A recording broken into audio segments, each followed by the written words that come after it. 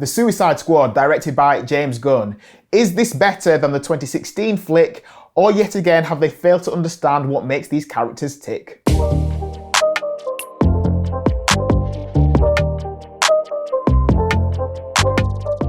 Hey guys, welcome to Marcus Loves Movies. My name is Marcus Lee and welcome to my The Suicide Squad movie review. This is directed by James Gunn. After the 2016 movie, I wasn't excited about a brand new Suicide Squad movie, but hey, we've got a brand new director, we've got brand new vision, brand new ideas, and I'm all about second chances, so I was willing to give this a go. So we're going to talk about the movie today. First, let me give you a quick plot outline. The government sends the most dangerous supervillains in the world, Bloodsport, Peacemaker, King Shark, Harley Quinn and others, to the remote enemy-infused island of Corto Maltese. Armed with high-tech weapons, they trek through the dangerous jungle on a search and destroy mission with only Colonel Rick Flag on the ground to make them behave.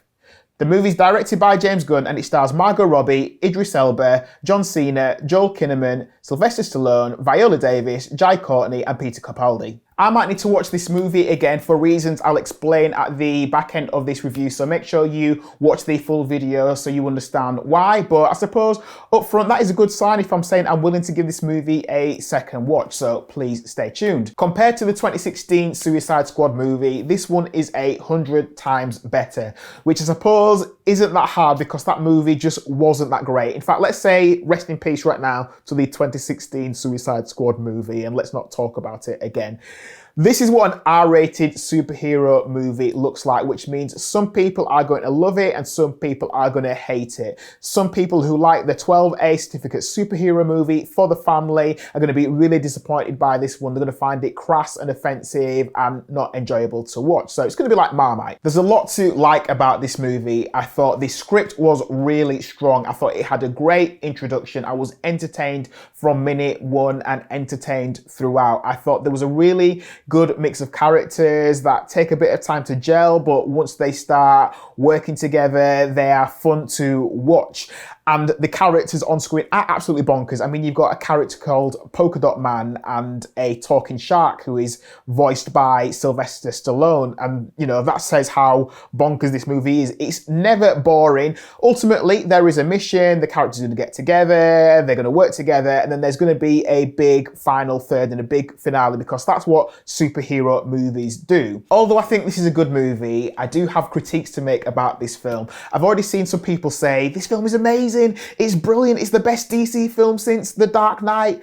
And yeah, I do think it's a good film, but it does have its flaws. So for example, I feel like this film tries a little bit too hard to be edgy in places. It tries to be too clever in ways that I don't think it needs to try.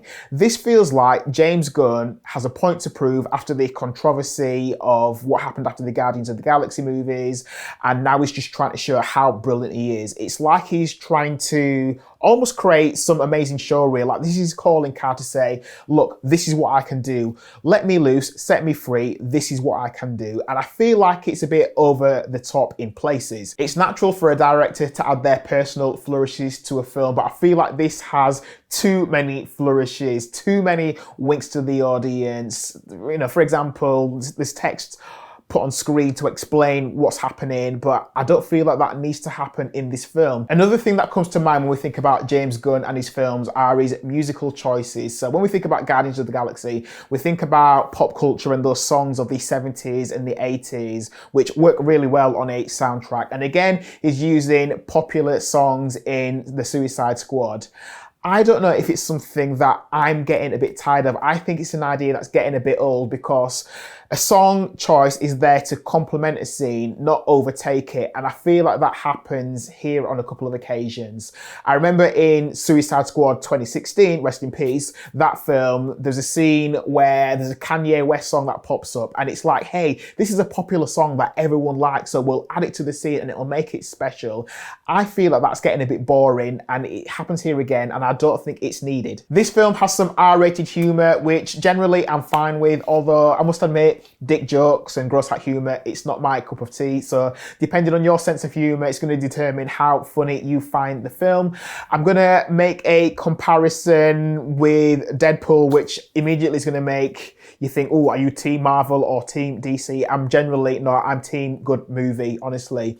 But Deadpool also has some R-rated humour in there. And in Deadpool, I feel like it feels very natural, almost off the cuff. And maybe that's, you know, compliments to Ryan Reynolds and what he does. Whereas in the Suicide Squad, I feel like it's very scripted and sometimes feels a little bit forced. So some of the humour didn't work for me. But one of my highlights of the film was Margot Robbie's Harley Quinn. She's fantastic as always. She's genuinely funny without trying too hard. I do have a slight issue with something that her character did on the film, but then I'll move on and talk about some of the positives. So there's a lot of silliness in the film, and we reach a point in the film, again, this is spoiler free, this review, but we reach a point where it's her time to shine and she's going to get involved in a big fight sequence. And that fight sequence begins and it's brutal and it's looking like it's going to be something special, but then it quickly spills into comic book violence. And this is a moment again when it feels like the director says, hey,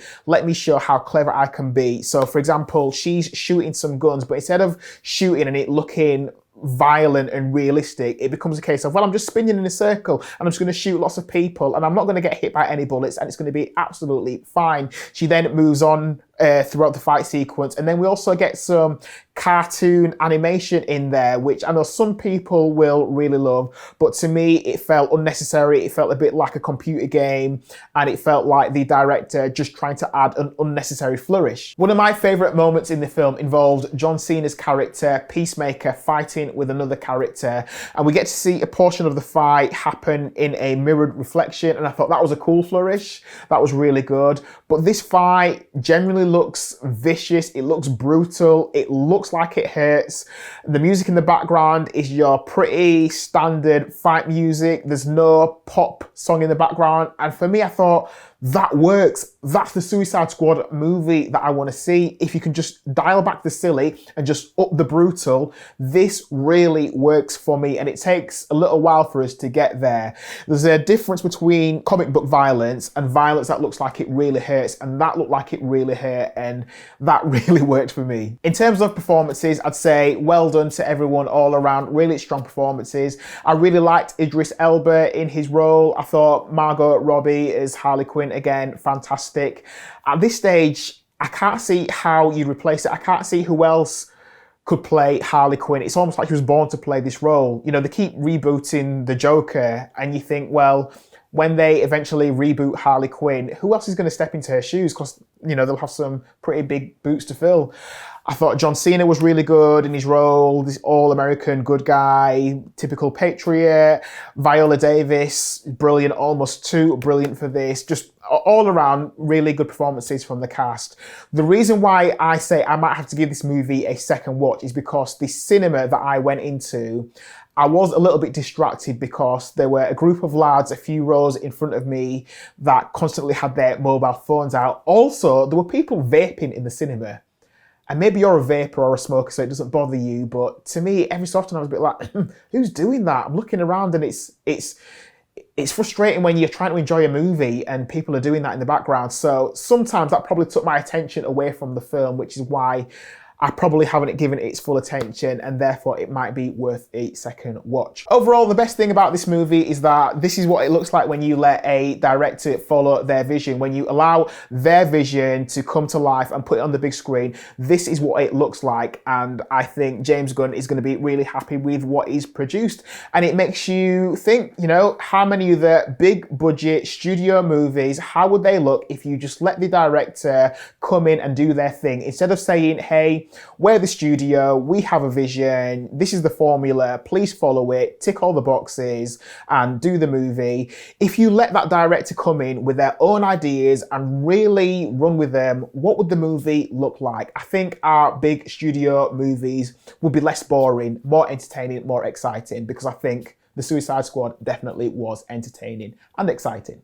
So my official Marcus Loves Movies rating for The Suicide Squad is, mini drum roll, 4 stars. So that's what I thought of the movie. I know some people are saying brilliant, brilliant, brilliant, brilliant, 10 out of 10, 11 out of 10, best movie since The Dark Knight. I don't think it's the best DC movie since Dark Knight. I still think the Snyder Cut of Justice League is better than this movie, but hey ho, that's just what I think. But we'd love to know what you think, so please do that by leaving a comment in the comment section.